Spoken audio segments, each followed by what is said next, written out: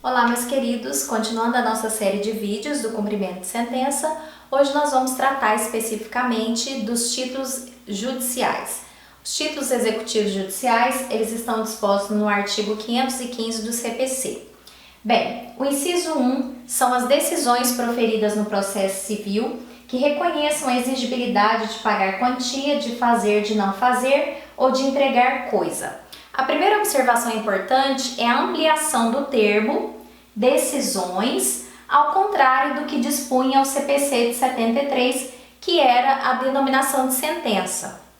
Como vocês sabem, sentença é aquele ato judicial que põe fim ao processo. E no caso, as decisões é um termo mais amplo porque ele vai incluir também as decisões interlocutórias, como por exemplo, uma decisão concessiva de tutela provisória de urgência.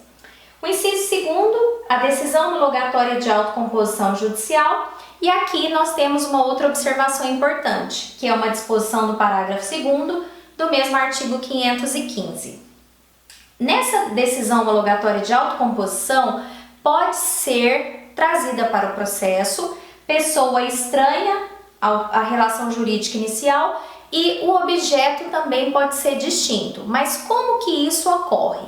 Suponhamos que eu tenho uma ação civil pública em que o Ministério Público entre exigindo, cobrando que uma determinada pessoa regularize as áreas de preservação permanente do seu imóvel X. No decorrer do processo, é feita uma composição e amplia-se esse objeto, em que vão ser também objetos de composição outros imóveis que essa pessoa possua. E suponhamos que um desses imóveis esteja em condomínio. Então, o acordo é feito também com essas pessoas coproprietárias. E aí nós temos uma ampliação objetiva do objeto e uma ampliação subjetiva das partes inicialmente que foram objeto da ação. Aqui nós temos o inciso 3º, a decisão homologatória de autocomposição extrajudicial de qualquer natureza. Aqui o juiz só vai se ater aos aspectos formais e à licitude do acordo e nada mais ele vai analisar. O inciso 4º é a certidão de partilha e o formal de partilha, exclusivamente em relação ao inventariante, aos herdeiros, aos sucessores a título singular ou universal. Na verdade, o título executivo vai ser aquela decisão que adjudica o quinhão sucessório.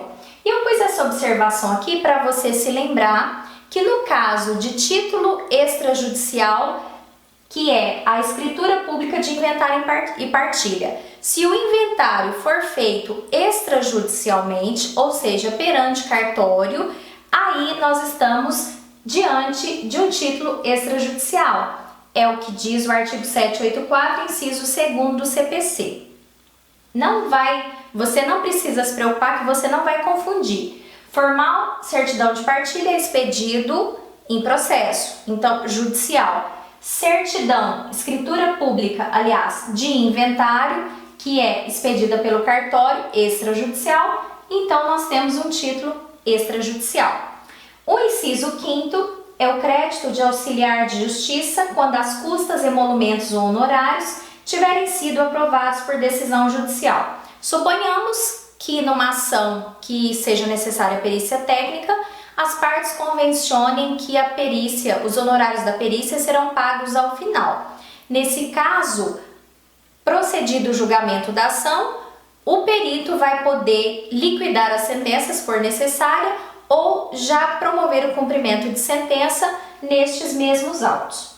O inciso 6º é a sentença penal condenatória transitada em julgado. Aqui nós temos o artigo 91, inciso 1º do Código Penal, em que ele diz que um dos efeitos da condenação é tornar certa a obrigação de indenização do crime.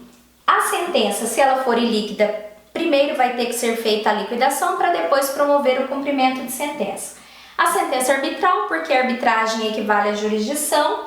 O inciso 8º, a sentença estrangeira homologada pelo STF. Aqui o processo vai correr perante a Justiça Federal.